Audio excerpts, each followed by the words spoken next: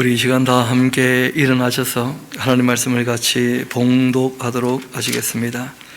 이 시간 봉독할 하나님 말씀은 예레미야서 3장에 있는 말씀입니다. 예레미야서 3장 11절에서 13절까지 말씀을 함께 봉독하도록 하시겠습니다. 여호와께서 내게 이르시되 배역한 이스라엘은 반역한 유다보다 자신이 더 의로움이 나타났나니 너는 가서 북을 향하여 이 말을 선포하여 이르라. 여호와께서 이르시되 배역한 이스라엘아 돌아오라. 나의 노한 얼굴을 너희에게로 향하지 아니하리라. 나는 긍휼이 있는 자라 노를 한없이 품지 아니하느니라. 여호와의 말씀이니라. 너는 오직 내 죄를 자복하라. 이는 내 하나님 여호와를 배반하고 내 길로 달려 이방인들에게로 나아가 모든 푸른 나무 아래로 가서 내 목소리를 듣지 아니하였음이라. 여호와의 말씀이니라. 아멘.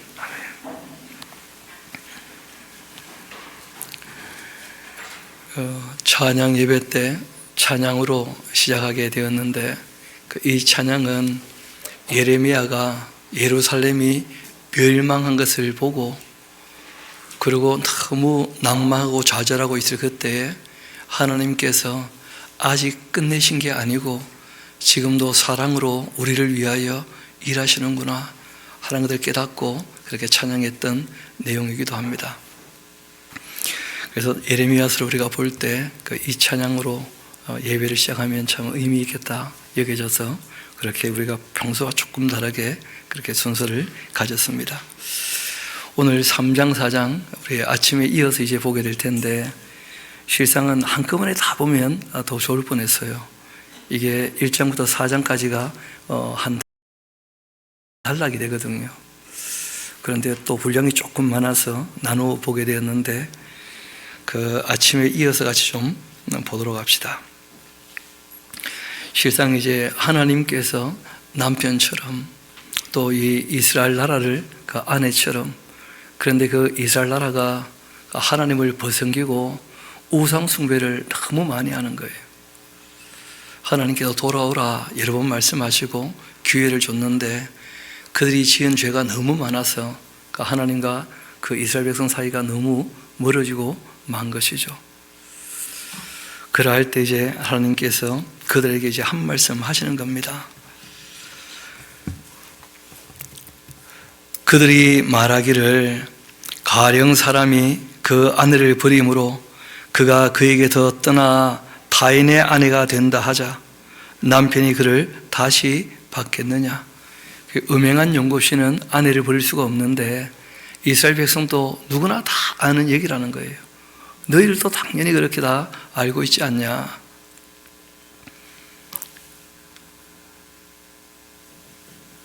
남편이 그를 다시 받아줄 수가 있겠느냐. 너희들도 아들이 음행하면 아내가 음행하면 그러면 관계가 깨어지고 다시 받아주기 어려울 텐데 너희가 그렇게 우상을 섬기면서 하나님께 음행을 했는데 하나님께서 쉽게 받아줄 수가 있겠는가. 그런 얘기를 하시는 거죠. 그렇게 하면 그 땅이 크게 더러워지지 아니하겠느냐. 그렇게 하느니라. 너가 많은 무리의 그 무리와 행음을 하고서도 나에게로 돌아올 수가 있겠느냐. 여호와의 말씀이니라. 너의 눈들어 그 헐벗은 산들을 봐라. 너가 행음하지 아니한 곳이 어디 있느냐. 산마다 우상을 숨기는 산당이 가득한 거예요. 봉우리마다. 또 내가 길가에 앉아 사람들을 기다린 것이 광야에 있는 아라바 사람 같아서 음란과 행악으로서 이 땅을 더럽히지 않느냐. 신앙윤리도 가정윤리도 생명윤리도 다 깨어지고 만 것이죠. 그렇게 너희가 하나님을 떠나 악을 행하고 그 음행함으로써 우상을 섬겼기 때문에 그래서 단비가 그쳤다는 거예요. 단비란 말은 적당한 때에 내리는 비를 단비라고 해요. 단비.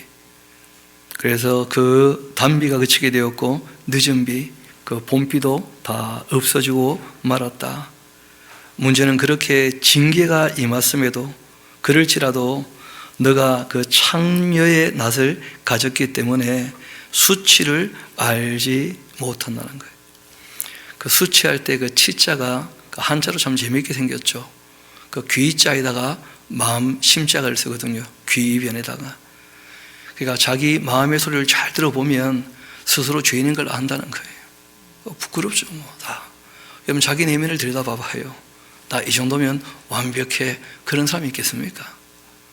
자기 내면의 음성을 들어보면 누구나 다 부끄러울 수밖에 없는 부분이 있는 것이죠. 실상은 거기에 비교하는 것이 있습니다. 청렴함, 깨끗함과 비교해 보면 더 부끄러워지는 것이죠. 그래서 염치란 말이 있는 거예요. 염치. 청렴할 염자에다가 수치수를 치자를 쓰죠. 그렇죠? 사람이 염치가 있어야 되거든요. 깨끗한 데 비추어 봐서 부끄러운 줄 알고 고쳐가는 것, 이 염치 있는 사람이거든요. 근데 몰염치란 말이 있습니다. 염치가 없어요. 하나님 앞에 깨끗한 것을 추구하지도 않고 하나님 앞에서 죄를 지어놓고도 부끄러운 줄도 모르고, 그러면 염치 없는 사람이죠. 염치가 없으면 관계를 맺어갈 수 없습니다. 염치가 없으면 예의도 없거든요. 그러면 더 이상 함께 사귀어갈 수가 없는 것이죠. 그 옆에다 하나 적어놓으십시오. 염치를 알자. 무엇이 깨끗한 것인지, 또 우리 내면의 소리를 들어보고 하나님 말씀에 비추어 정말 부족하고 모자란 것이 있으면 부끄러운 줄을 알아야 되거든요. 그래야지 고쳐가거든요. 이게 아니구나 하면서. 악을 행하고 죄를 지어놓고도 부끄러운 줄을 모르면 그럼 고쳐지지를 않아요. 내가 할 일을 안 해놓고도 부끄러운 줄을 모르면 안 고쳐지는 거죠. 뭐. 그렇지 않습니까? 요즘에 점점점 그 얼굴이 두꺼워지는 시대가 아닌가 싶어요. 그 부끄러운 줄을 아는 시대가 있었는데 누가 지적해주면 놀라서 도망가고 부끄러워할 줄 알고 이랬었는데 요즘에는 뻔뻔해가지고 네가 왜 나한테 그러냐 하면서 오히려 무슨 얘기를 해주면 대들고 오히려 얼굴을 붉히고. 성경에 보면 베드로가 설교할 때는 부끄러워하면서 형제들아 우리가 어찌할꼬 이렇게 하는데, 스데반이 이제 설교할 때가 되었을 때 부끄러울 줄을 모르니까 저놈을 어찌할까, 듣기 싫은 소리 한다 하는 것을 이제 보게 되는 것이죠. 그래서 우리가 꼭 염치를 갖는 것 참 중요합니다. 하나님께서 수치를 모른다 하시면서 안타까워하시는 거예요. 부끄러워할 줄 알면 죄를 자복하고 회개할 줄도 알 텐데. 이어봅시다. 너가 창녀의 낯을 가졌기 때문에 수치도 알지 못하느니라. 4절 이어봅시다. 너가 이제부터는 나에게 부르짖기를 나의 아버지여, 아버지는 나의 청년 시절의 보호자이셨습니다. 노여움을 한없이 계속 하시겠으며 끝까지 그 분을 품고 계시겠습니까? 그렇게 하지 아니하겠느냐? 보라, 너가 이같이 말을 하면서도 여전히 악을 행하면서 너의 욕심을 이루고 있구나. 그러니까 진짜 부끄러움을 모르는 것이죠. 하나님 말씀 앞에서 자신이 부족함을 알면 정말 꿇어 엎드리고 눈물 흘리고 그렇게 해야 될 텐데, 하나님 나를 보호해 주시는 분이시니까 뭐 끝까지 노여워하시겠습니까? 하나님 긍휼과 인자가 많으신데 다 봐주겠지요 뭐. 그렇게 하고는 또 죄를 짓는 거예요. 진짜 염치 없죠. 그래서 우리가 끊임없이 반복적으로 짓는 죄를 고범죄라고 해요. 고범죄. 여러분 성경에 보면 신약도 구약도 똑같이 얘기하는 내용이 있습니다. 우리 한번 잠언 26장 같이 한번 가볼까요? 잠언 26장입니다.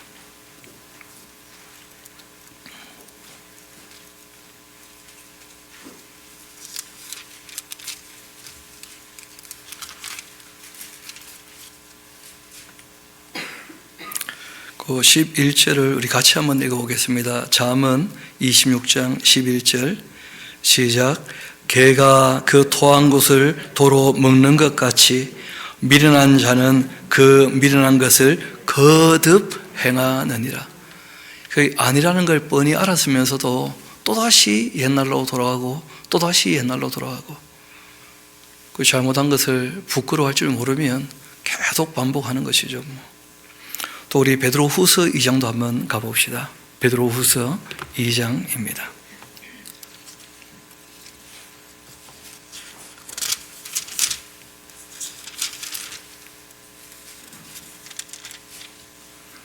그 22절 같이 한번 볼까요?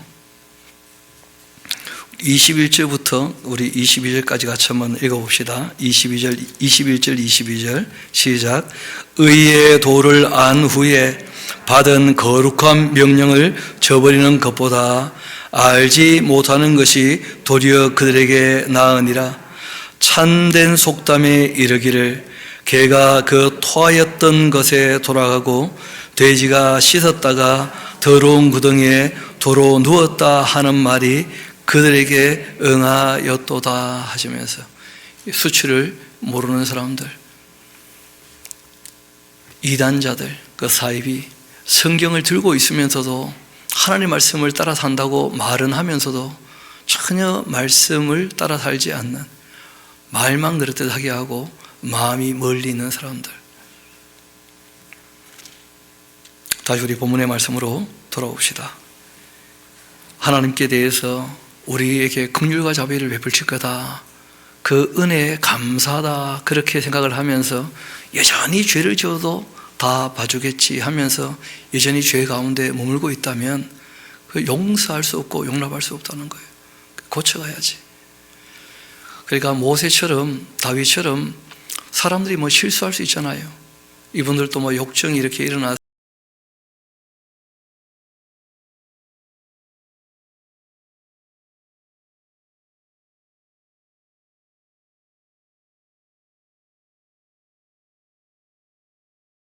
그래서 반복적인 죄가 있지 않도록 우리가 주의할 필요가 있습니다. 하나님의 긍휼과 자비를 욕보이면 안 되는 것이죠. 사람이 염치가 있어요. 염치가. 3장 6절 이어봅시다. 요시아 왕 때에 여호와께서 또 내게 이르시되 너는 이 배역한 이스라엘이 행한 바를 보았지 않느냐. 그가 모든 높은 산에 오르며 모든 푸른 나무 아래로 가서 거기서 행음하였다. 우상 숭배를 다 행음한 것으로 그렇게 말씀하십니다. 그가 이 모든 일을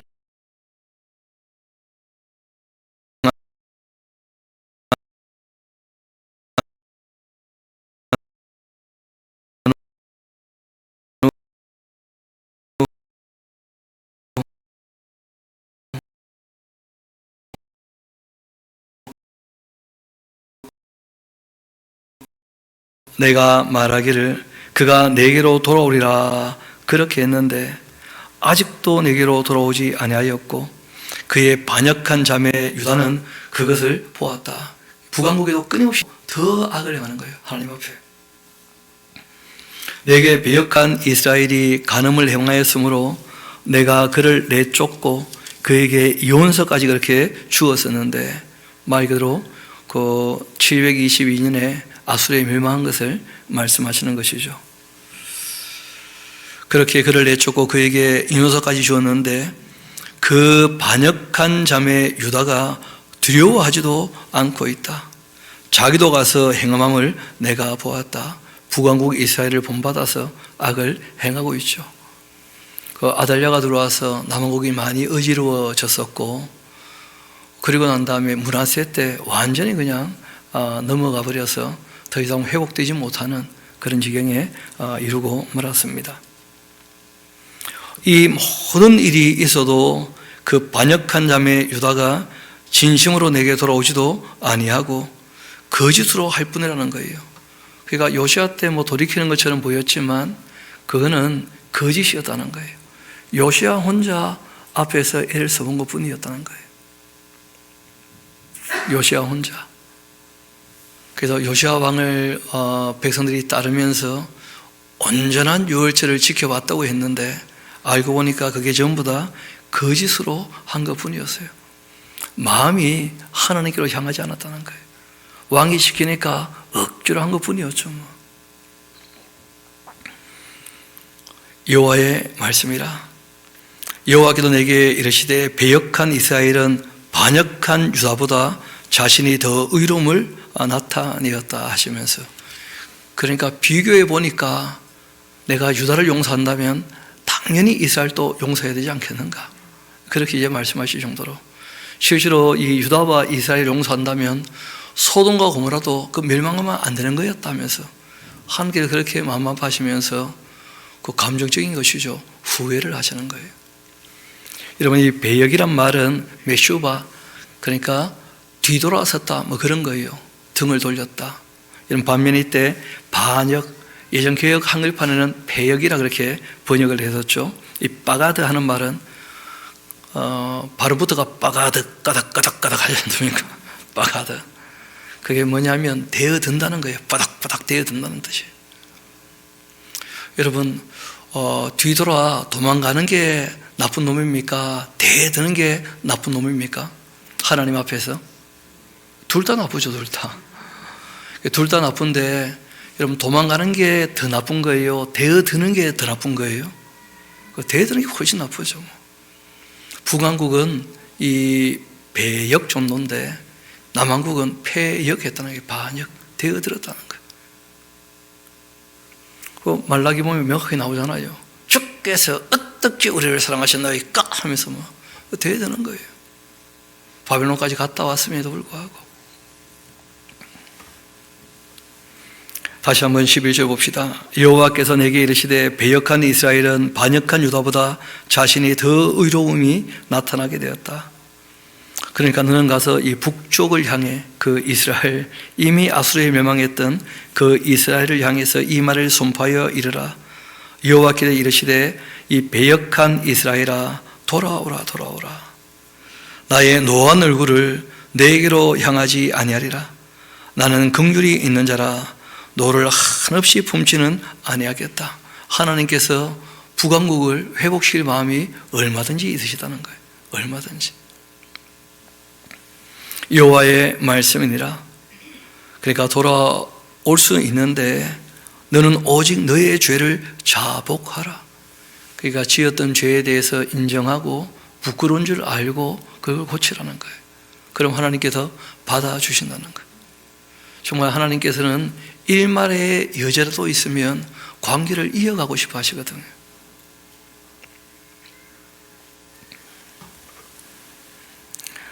나의 그 노한 얼굴을 너희로 향하지 아니하겠다. 나는 긍휼이 있는 자라 너를 한없이 품지는 아니하겠다. 여호와의 말씀이라. 13절 이어봅시다. 너는 오직 너의 죄를 자복하라.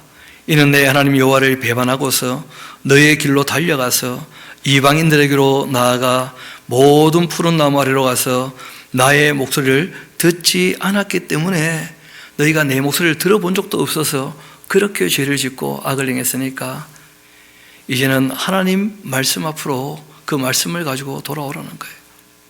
여호와의 말씀이니라. 여호와의 말씀이니라. 배역한 자식들아 돌아와라. 나는 너의 남편이 되기 때문이다. 이건 끊임없이 반복되는 말이 있죠. 돌아오라는 거예요. 여러분, 어떤 분이 구약 전체를 딱 4글자로 얘기를 한다면 돌아오라 그렇게 얘기하셨다는 거예요. 실제로 돌아오라 하는 말을 우리가 신약에 가서 달리 표현한다면 그게 바로 회개하라는 거예요. 회개하라. 이것이 원시 복음이에요. 복음의 시작이죠. 하나님께 돌아오면 다 받아주신다는 거예요. 다 받아주셔요. 용서해 주시니까 돌아오라는 거예요. 회개하라 하신 것이죠. 이어봅시다. 여호와의 말씀이라. 배역한 자들아 돌아와라. 나는 너희의 남편이지 않는가. 내가 너희를 성읍에서 하나와 또 족속 중에서 둘을 택하여 너희를 시온으로도 다 데려오겠다. 남한국 북한국이 함께 회복되는 그런 일이 이제 있게 되는 것이죠. 내가 또 나의 마음에 그 합한 그 목자들을 너희에게 주겠다. 그들이 그 지식과 명철로 너희를 양육할 것이다. 여러분, 그 15절은 조금 까다로운 내용인데 설명이 조금 필요합니다. 여러분 잘 아시는 것처럼 이 목자들이라 되어 있는데 실상은 한 목자입니다. 이 원어도 그 복수로 다 되어 있어요. 그 스가랴서를 이제 가게 되어지면 하나님께서 이스라엘 백성들에게 그 목자들을 보내셨죠. 수룹바벨하고 대제사장 여호수아하고 그 다음에 선지자에 있던 학개와 그리고 스가랴. 근데 그 스가랴가 이 여호수아를 만났을 때 하나님께서 말씀하시는 거예요. 너희 앞에 서 있는 두 사람하고 너하고 이 세 사람, 그 예표의 사람이라는 거예요. 그러니까 이 지도자들이 예표의 사람인데 누구를 예표하는 것이죠? 예수님을. 그래서 하나님께서 그 왕 같은 존재, 또 제사장, 그리고 선지자, 그 하나님의 목자들을 보낼 텐데 이 하나님의 목자들의 완전한 조화를 이룬 바로 한 목자가 계셔요. 그분이 예수님이시죠. 예수님. 그래서 예수님 그 이후에 그 재림 이후에 있게 되는 그 회복에 대한 말씀을 이제 이어 가시는 것을 볼 수가 있습니다. 우리 한번 봅시다. 내가 또 내 마음에 합한 그 목자들, 그 예표의 사람으로서 그 수룹바벨, 그 다음에 대제사장 여호수아, 스가랴 이런 사람들이 이제 있게 될 것이고 바벨론 포로로 잡혀갔다가 이제 돌아올 때 그리고 그들은 예표의 사람이니까 진짜는 누구를 얘기하시는 거예요? 그렇죠. 실체이신 그 예수님을 얘기하는 거죠. 삼중직을 완전히 하나로 다 이루신. 그들이 그 지식과 명철로 너희를 양육할 것이다. 여호와의 말씀이라. 너희 할 때는 당연히 북왕국과 남왕국을 얘기하는 것이죠. 이 땅에서 번성하여 아주 많아지게 될 때에 더 이상 사람들이 여호와의 언약궤 이런 거 다시는 말하지 아니할 거고 생각지도 아니할 거고 기억하지도 아니할 거고 찾지도 아니할 거고 그런 거 다시 만들지도 아니할 것이다. 왜냐하면 돌판에 쓴 십계명이 중요한 게 아니고 메시아가 오시고 그 다음에 메시아 재림하시고 난 다음에는 어디에 그 말씀이 다 새겨집니까? 마음판에 확실히 새기기 때문에 더 이상 돌판에 쓴 그런 이 법조문은 별로 의미가 없다는 거예요. 그때가 되면 예루살렘이 그들에게 여호와의 그 보좌라 일컬음이 될 뿐 아니라 이스라엘 백성뿐 아니고 모든 백성이 그리로 모이게 될 것이다. 곧 여호와의 이름으로 말미암아 예루살렘에 다 모이게 될 것이고 다시는 그들의 그 악한 마음에 완악한 대로 그들이 행하지 아니할 때가 반드시 온다는 거예요. 그러니까 이때가 언제겠습니까? 이때가 언제죠? 이스라엘의 그 온전한 회복이 이 땅에 있을 때가 그렇죠. 잘 아시네요. 천유왕국. 끊임없이 구약에는 그 이스라엘을 중심으로 한 회복의 때에 대한 하나님의 예언의 말씀이 있다는 거예요. 그리고 그것은 하나님께서 보내시는 그 목자들, 실제로는 한 목자죠. 그렇죠? 왕과 제사장과 선지자, 그 목자들로 그 모든 것을 완수하실 거예요. 그래서 재림 이후에 있게 되는 그 천왕국에 대한 그림이기도 하죠. 좀 더 이어봅시다. 18절입니다. 그때에 유다 족속, 그 이스라엘 족속, 남왕국, 북왕국이 다 함께 동행하고 북에도 붙어도 나와서 내가 너희 조상들에게 줬던 기업으로 준 땅에 그들이 다 함께 이르게 되는 그런 때가 반드시 온다 하고 말씀하신 겁니다. 이런 우리가 예언서를 볼 때 뭐 여러 가지를 우리가 다 참고해야 되겠습니다만은 또 한 가지 좀 기억할 것은 예언서를 우리가 보면서 하나님께서 참 어둡고 무거운 얘기를 하실 때가 꽤 있으시거든요. 근데 그럴 때마다 또 사람들이 실족할까봐 하나님께서 계획하고 있고 이미 예정해 놓으셨던 궁극적인 회복에 대한 말씀을 끊임없이 하는 거예요. 호세아서에도 그렇게 끊임없이 반복되는 것을 우리가 받았지 않습니까? 그리고 또 지금은 우리가 그냥 이걸 한 줄로 쭉 읽으니까 이게 조금 좀 전에 뭐 배역했다, 반역했다 막 그러면서 하나님 노여워하시더니 갑자기 또 뭐 회복에 대한 말씀을 하시고 뭐 이런 것 때문에 이제 이게 뭐 그냥 쭉 일관성이 없어 보인다 이런 이제 오해를 할 수 있거든요. 그런데 잘 아시는 것처럼 이 예언자가 40년 동안 예언했던 그 예언들이 한 권으로 편집되어 있는 거예요. 그러니까 실제로는 수많은 곳에서 설교했던 설교가 한 권으로 편집된 것 뿐이지 그 설교는요 굉장히 여러 편이 있는 거예요. 그래서 적어도 동그라미에서 동그라미까지 그 단락, 그 문맥, 뭐 폐락을 그렇게 표현하기도 하는데, 그렇게 한 문맥마다 우리가 따로 한번 또 내용들을 정리하고 내용을 정리하고 그렇게 봐야 됩니다. 그러지 않으면 오해가 많아지는 것이죠. 왜냐하면 한꺼번에 다 말씀하신 게 아니었거든요. 예레미야가 40년 동안 설교했던 그 모든 설교에 대한 모음집이에요, 쉽게 말하면. 그래서 하나님께서 악한 자들에게는 끊임없이 심판에 대해서 말씀하시지만, 그러나 또 애통하는 사람들을 찾아가서는 하나님께서 예레미야를 통해서 궁극적인 회복에 대한 말씀을 하시고 그렇게 하시는 거죠. 그래서 이것이 그냥 한글에 다 들어와 있어가지고 조금 이상하게 볼 수 있을 것 같아서 그래도 말씀을 드립니다. 단락단락을 나눠보면 좋겠죠. 19절 이어봅시다. 내가 말하기를 내가 어떻게 하든지 너를 자녀들 중에 두며 허다한 나라들 중에 아름다운 기업인 이 귀한 땅 너에게 주리라 그렇게 했었고, 내가 다시 말하기를 너희가 나를 아버지라 그렇게 하고 나를 떠나지 말 것이니라 그렇게 내가 하였었다. 그런데 이스라엘 족속아, 마치 아내가 그 남편 속이고 떠나간 같이 너희가 확실히 나를 속였다는 거예요. 하나님의 말씀이라는 거예요. 그러니까 뭐 사사시대부터 시작해서 맞으면 돌아오고 그렇게 했는데 실상은 돌아온 적이 없죠. 왜냐하면 돌아오게 되었을 때 하나님께서 평안한 시절을 늘 주셨거든요. 사사시대 때마다 40년, 80년 이렇게. 근데 그 평안한 시절 하나님을 알려고 하지 않고 그 좋은 시절 그냥 놀고 말은 거예요. 쾌락을 추구하고 즐기고 말았죠.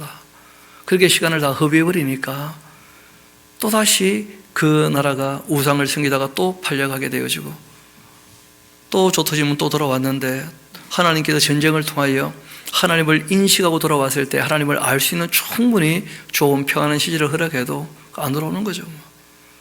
어떻게 보면 지금 참 평안하고 좋은 시절인데 하나님 우리가 만나고 알 수 있고 또 성경을 통하여 정말 하나님의 사람으로 살 수 있는 좋은 이 배움을 얻을 수 있는 그런 기회인데 실상 그렇게 잘 안 오거든요. 이어봅시다. 20절이죠. 그런데 이스라엘 족속아, 마치 아내가 그 남편을 속이고 떠나간 같이 너희가 확실히 나를 속였다. 여호와의 말씀이다.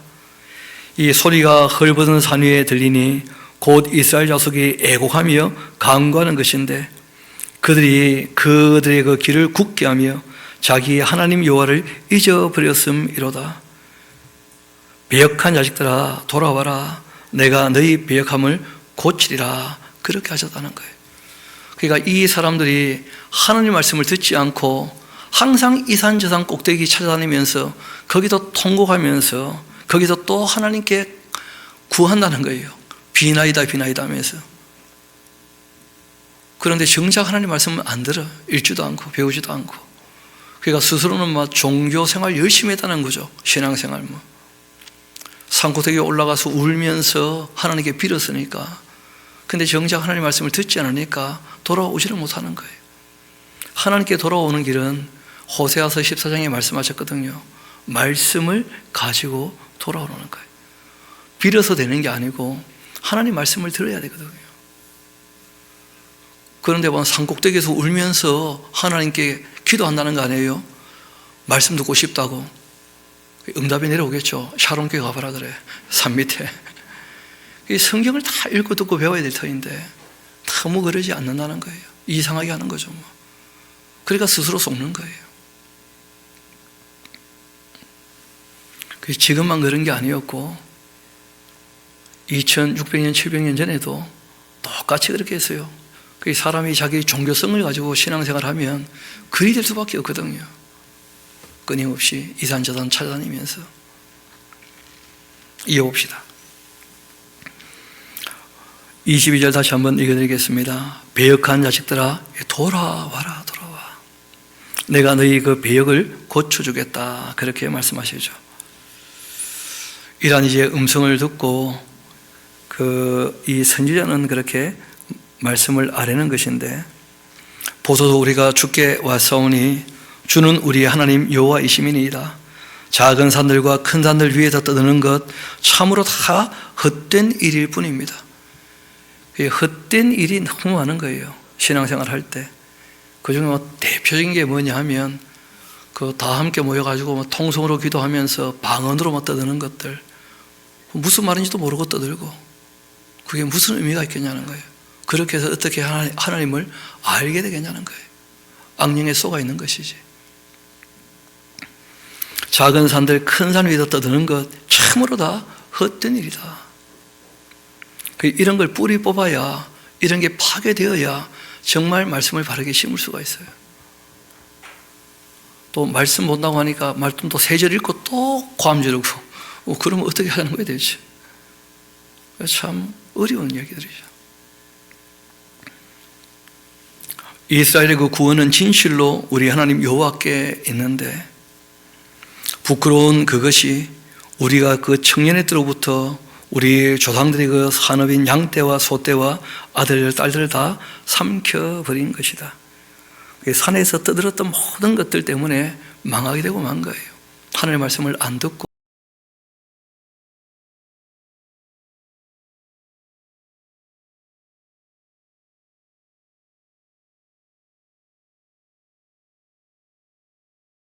우리 조상들이 청년의 때로부터 오늘까지 우리 하나님 여호와께 범죄하여 그 줄을 반드시 쳐놓으십시오.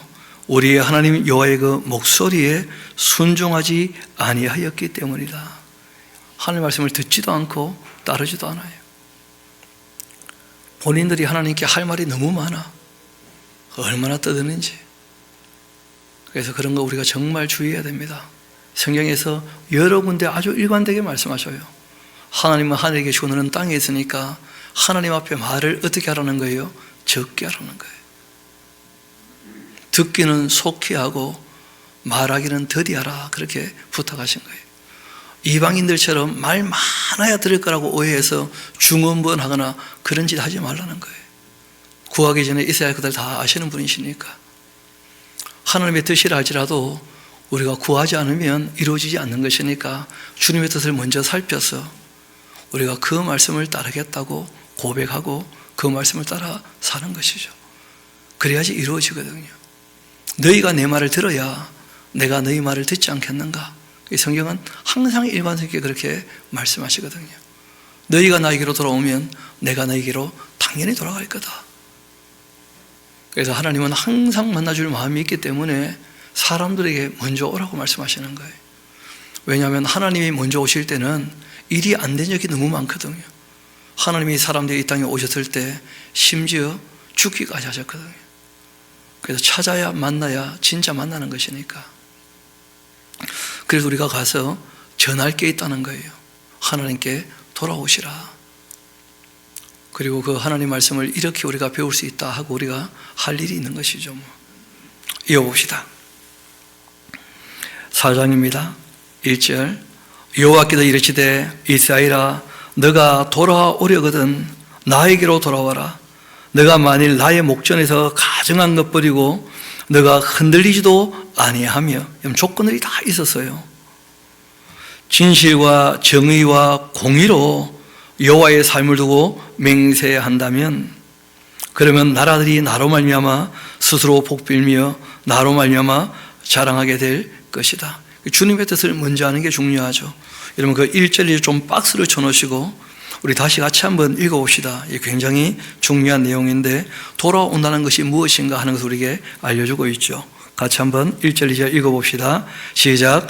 여호와께서 이르시되 이스라엘아 내가 돌아오려거든 나에게로 돌아오라. 너가 만일 나의 목전에서 가증한 것을 버리고 내가 흔들리지 아니하며 진실과 정의와 공의로 여호와의 삶을 두고 맹세하면 나라들이 나로 말미암아 스스로 복을 빌며 나로 말미암아 자랑할 것이다 하고 말씀하신 거예요. 이 내용들을 달리 표현하면 신앙에 대한 윤리고 생명에 대한 윤리고 가정에 대한 윤리고 사회에 대한 윤리에 대한 이야기들이에요. 게다가 거기 우상을 다 버리고 가정한 것들 다 버리고 하신 다음에 흔들리지 않고 하는 말씀이죠. 그렇죠? 이게 믿음이란 표현인데 신뢰하는 것이죠. 그러니까 우리가 확실히 믿어야 흔들리지 않아요. 심지가 견고해야 흔들리지 않거든요. 심지가 견고한 것, 그게 진짜 믿는 것이거든요. 진짜 믿으면 당연히 성실함으로 확인되는 거예요. 믿는다고 하면서 흔들리면 믿는 겁니까? 안 믿는 겁니까? 믿어지지 않으니까 흔들리는 거 아니겠어요? 믿어지지 않으니까. 진짜 믿는다면 흔들리지 않아요. 그래서 우리가 신뢰한다는 것은 반드시 성실한 것을 기반으로 하는 거예요.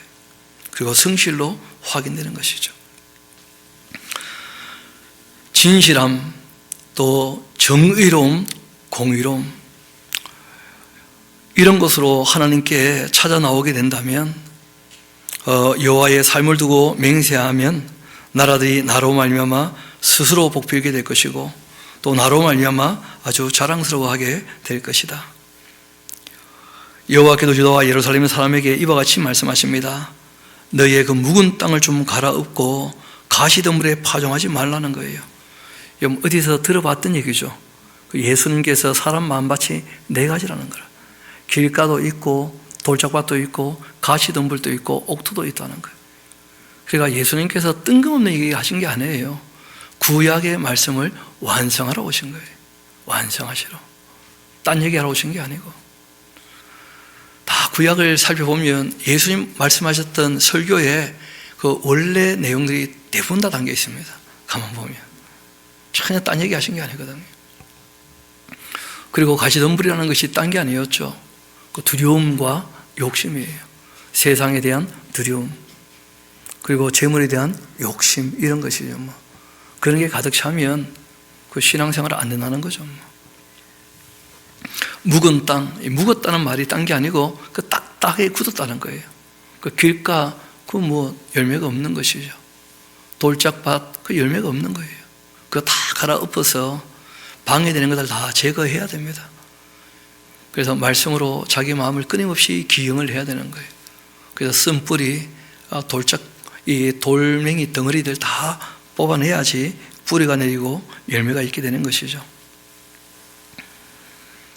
4절 이어봅시다. 이 유다인과 또 예루살렘 주민들아, 너희는 스스로 할례를 행하며 또 너희 마음 가죽을 베고 나 여호와께 속하도록 하라. 그러니까 우리에게 먼저 요구하시는 게 있다는 거예요. 스스로 어떻게 하라는 거예요? 할례를 행하도록. 본인이 하나님께 속하기를 원해야 하나님께서 받아주시는 거예요. 그러지 않으면 하나님께서 억지로 심령을 쪼개고 그렇게 되어 있잖아요. 여러분, 우리가 이사야서 지나온 지 꽤 됐으니까 다시 한번 이사야 1장 가서 이 똑같은 내용들이 있으니까요, 한번 짚어보고 봅시다. 이사야서 1장으로 우리 한번 돌아가 봅시다.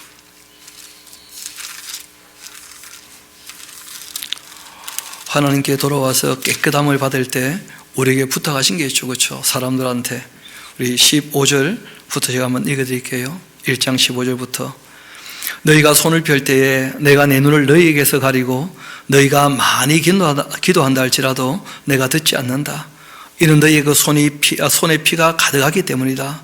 너희는 스스로 씻으며 스스로 깨끗하게 하며 나의 눈앞에서 너희 악한 행실을 버리고 행악을 그치고 선행을 배우면서 정의를 구하면서 학대받는 자를 도와주고 고아를 위하여 신원하며 가부를 위하여 변호하라. 그렇게 하셨느니라.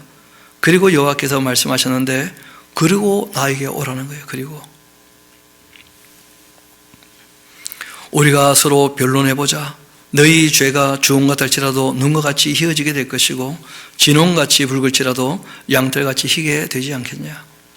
너희가 즐겨 순종하면 땅의 아름다운 소산을 먹게 될 것이지만 이런 나의 말을 너희가 거절하여 배반한다면 결국은 칼에 삼켜지게 될 것이다. 그렇게 말씀하셨고 역사가 우리에게 확증해 주는 것이죠. 북왕국은 722년에 멸망했고 남왕국은 586년에 완전히 성전이 불타면서 멸망하고 말죠. 다시 우리 본문의 말씀으로 돌아오도록 합시다. 너희는 스스로 할례를 행하여 너희 마음가죽을 베고 나 여호와께 속하라. 다 받아주실 거니까. 그리하지 아니한다면 너희의 그 악행으로 말미암아서 나의 분노가 불같이 일어나 살라버릴 것이고 그들 끌 자가 없을 것이다. 너희는 유다에 선포하며 예루살렘에 공파하여 이르기를 이 땅에 나팔을 불어라. 그렇게 하고 또 크게 외쳐 이르기를 너희는 모이라. 우리가 견고한 성에 들어가자. 그렇게 하고 시온을 향하여 깃발을 세우라. 도피하라. 지체하지 말라. 내가 북방에서 재난과 큰 멸망을 가져올 것이다 하면서, 그러니까 이 예언자는 끊임없이 무슨 소리를 듣느냐 하면 바벨론이 예루살렘을 향하여 달려오는 말바꾸 소리를 듣고 있는 거예요.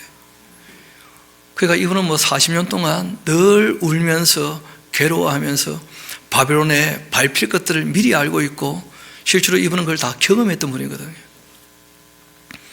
그러면서 안타까워서 사랑하니까 자기 동족을 그렇게 돌아오라고 외치지만 참 안타깝게도 40년 동안 아무도 그 말을 듣고 회개하거나 돌이킨 사람이 없었다는 거 아니겠어요?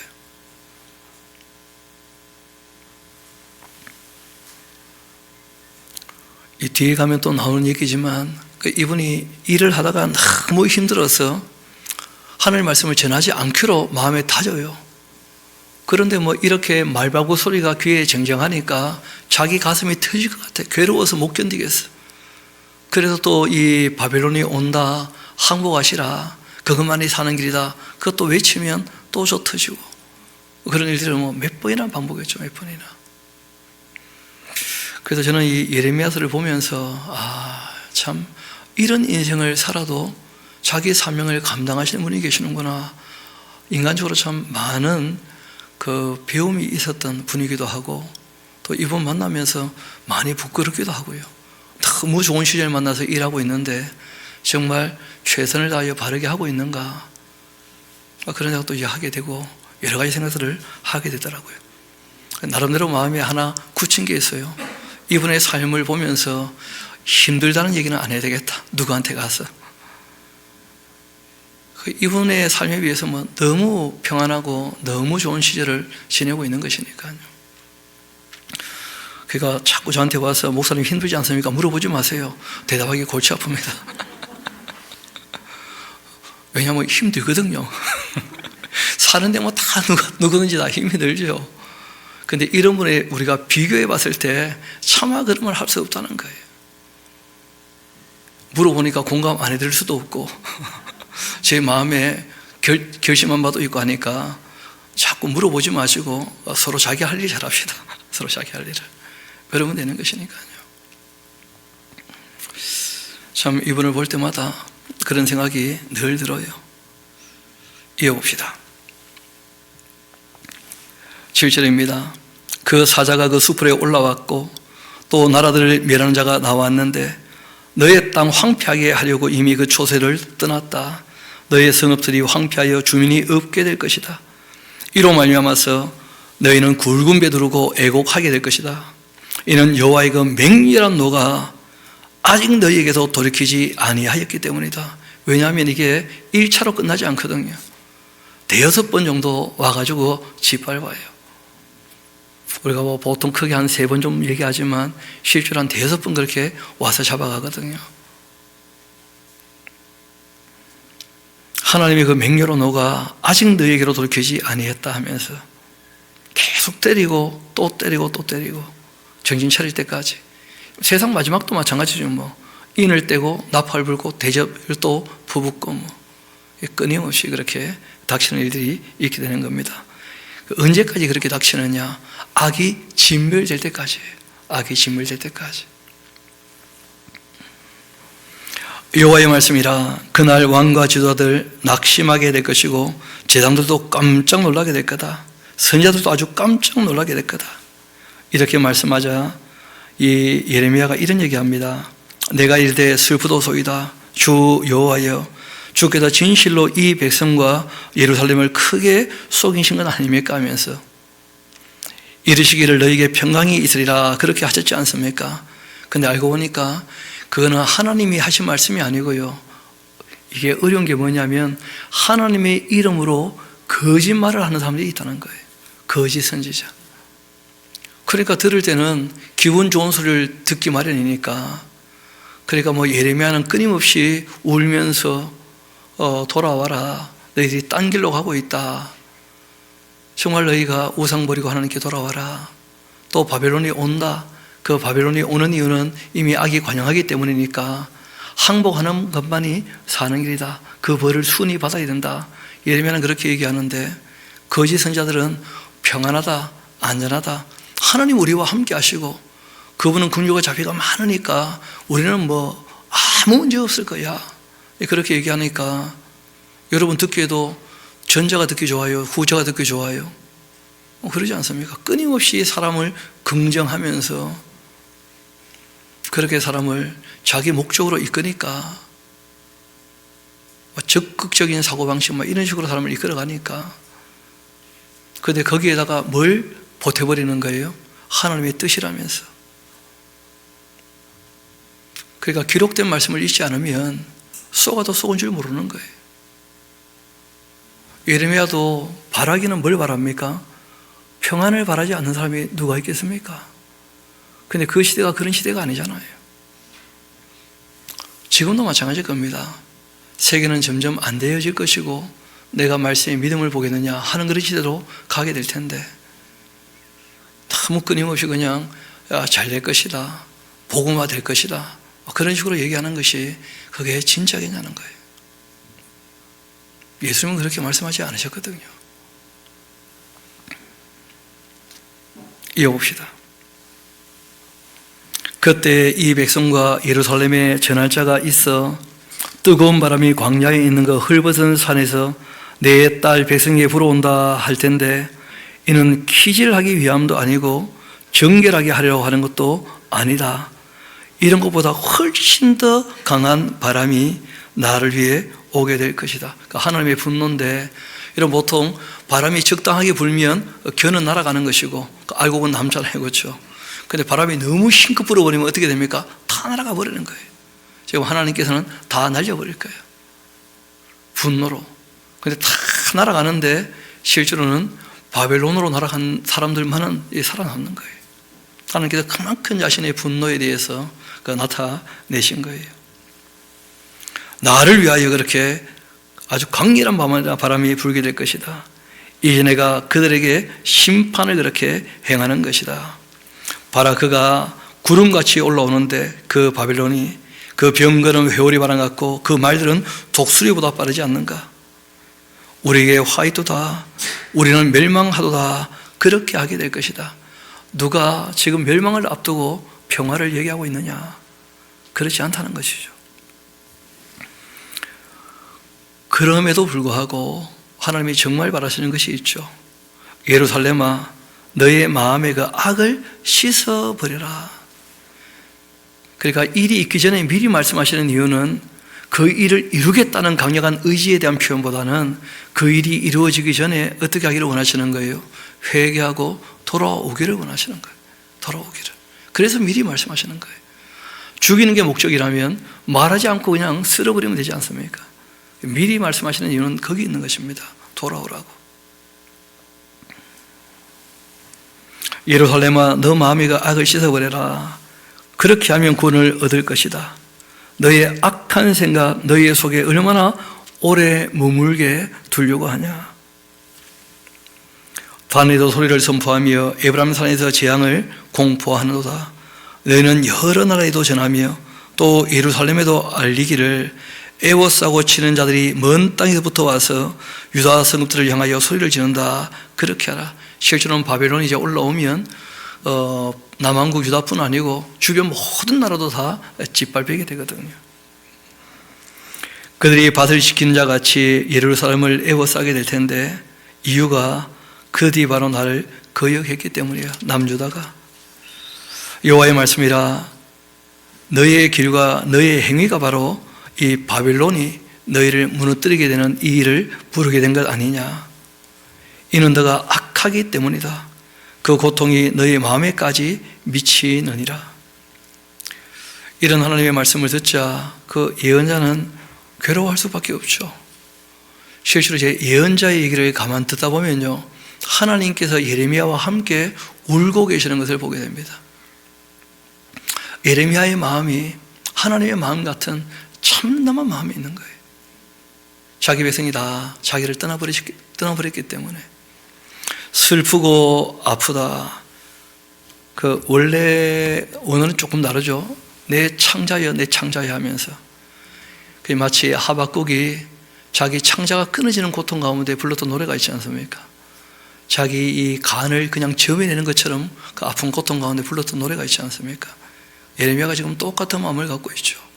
피할 수도 없고 도망갈 수도 없고 회복도 안 되고 용서도 안 되는 바벨론의 집 밟힐 수밖에 없는 자기 조국의 그 운명을 보면서 하나님의 그 분노를 보면서 괴로워하고 아파하는 거예요. 하나님 그냥 용서하면 안 되겠는가? 하나님은 공의로우시기 때문에 안 되시거든요.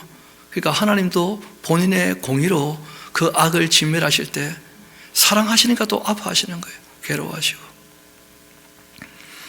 슬프고 아프다. 내 마음속이 아프고 내 마음이 답답하여 잠잠할 수가 없다. 이는 나의 그 심령이 나팔 소리와 전쟁의 경보를 듣고 있기 때문인데 패망의 패망이 연속하여 온 땅이 탈취를 당하니 나의 장막과 휘장은 갑자기 파멸되도다. 내가 저 깃발을 보고 있고 나팔 소리 듣기를 언제까지 해야 될 것인가? 우리 이분은 40년 동안 그렇게 들었거든요. 성전이 무너질 때까지. 요시야 13년에 부름받아가지고 우리 40년 동안이나 내 백성은 나를 알지 못하는 어리석은 자다. 예언자가 외치고 있는데 갑자기 하나님께서 말씀하고 계시는 거예요. 지각이 없는 미련한 자식이라. 악을 행하기에는 지각이 있는데 선을 행하기에는 무지하다는 거예요. 하나님을 아는 지식도 없고 주님의 뜻을 아는 지식도 없고 그러니까 주님의 뜻을 따를 수가 없죠. 무지하니까. 그런데 종교성을 가지고 그냥 이산저산 가서 자기가 그냥 하나님께 고함 지르는 것으로 밀어붙여버리니까 도무지 돌아오지 못하는 거예요. 하나님께. 봐라, 내가 땅을 보니까 혼돈하고 공허하고 하늘에는 빛이 없고 또 내가 산들을 보니까 다 진동하면서 작은 산들도 요동하며 또 내가 보니까 사람이 없고 공중의 새가 다 날아가 버렸다. 보라, 내가 보니까 좋은 땅이 황무지가 되었으며 또 그 모든 성읍이 여호와 앞 그 맹렬한 준 앞에 다 무너지고 말았다. 그런데 27절 보면 이렇게 말씀을 매료지 하시는데 우리 같이 한번 읽어볼까요? 시작. 여호와께서 이와 같이 말씀하시길 이 온 땅이 황폐할 것이나 내가 진멸하지는 아니할 것이라는 거예요. 왜냐하면 천년왕국으로 이제 이어지게 될 터인데 알고 보니까 하나님께서 끊임없이 쥐어 흔드시는 거예요. 왜 쥐어 흔드시죠? 바람을 불고 흔들고 알고 보니까 그 가라질 가짜들은요 다 벗겨내시려고 그렇게 하시는 거예요. 알곡도 다 날려버리겠다 해놓으시고는 알고 보니까 그 알곡은 바벨론에 가 있다가 회개하고 돌아와서 또다시 일이 이어질 수 있도록. 그래서 흔들면 흔들수록 어떻게 됩니까? 알맹이는 또 안으로 들어오는 거죠.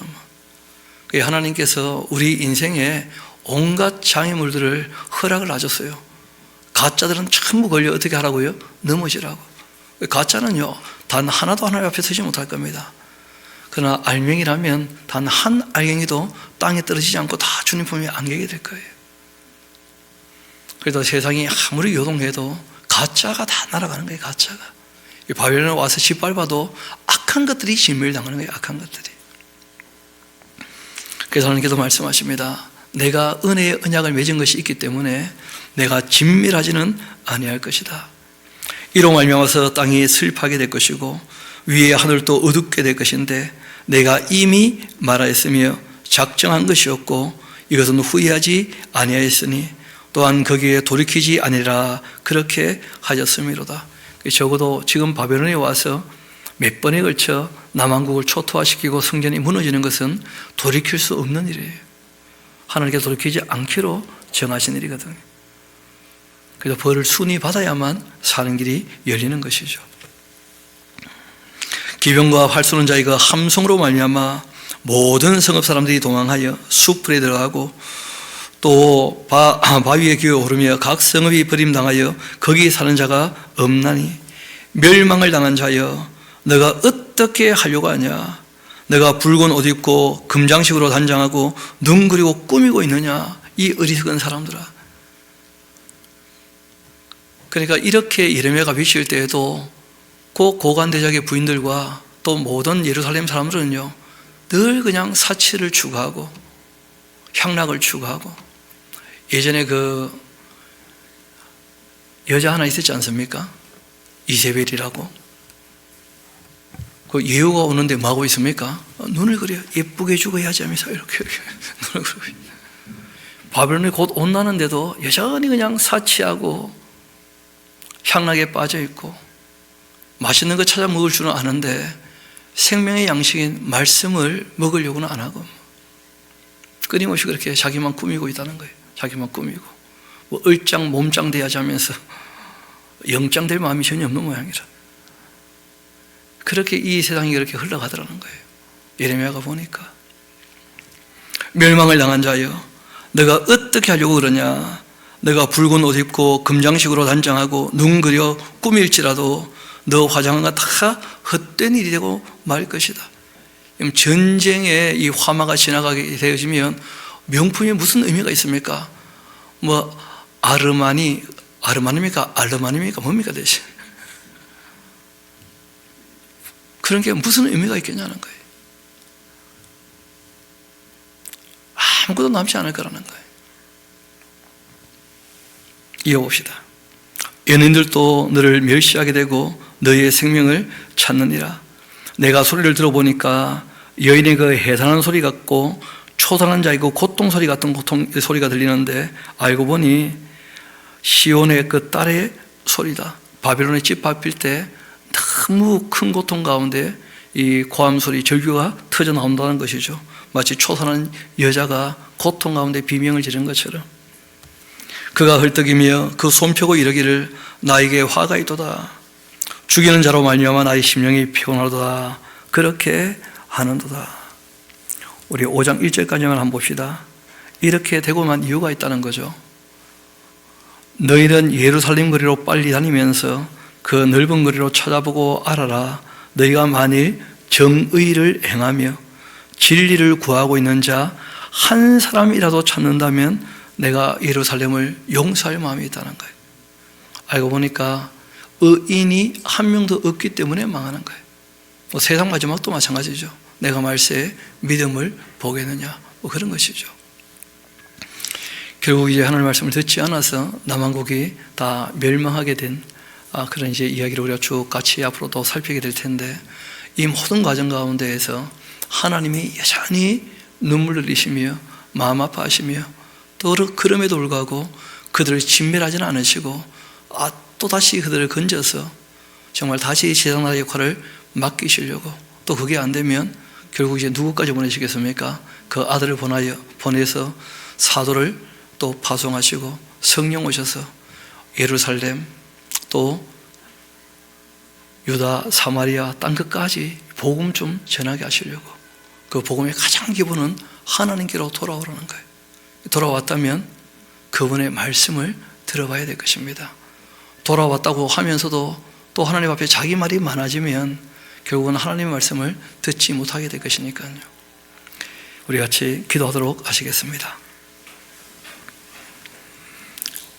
아버지 하나님, 예레미야가 하나님 마음에 감각되어서 패역한 유다를 향하여 안타까이 외치는 음성을 저희들도 함께 들으며 또 마음에 새기게 됩니다.